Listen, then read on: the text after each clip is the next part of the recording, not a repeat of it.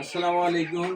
তো আজকে হচ্ছে আমি বোর্ডিং পুরোটা পরিষ্কার করব। বোর্ডিং পরিষ্কার করার জন্য আমি যা সবকিছু দিয়ে আজকে অন্য একটা ব্যবস্থা করব। সেটা হচ্ছে কি যে গাছ যে ফাড়াই করে তার গুঁড়ো আর হচ্ছে তুষ, অটোমেলের তুষ, গাছ ফালাই করা গুঁড়ো দেব নিচে, তার উপরে দেব তুষের মানে ধানের তুষ অটোমেলের। এটা দিয়ে আজকে দেখবো যে বোর্ডিংটা কিরকম হয়।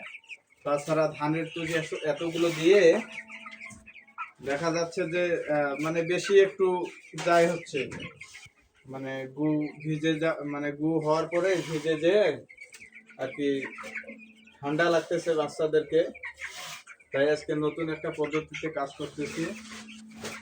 তো কারো কিছু জানার থাকলে অবশ্যই কমেন্ট করে জানাবেন।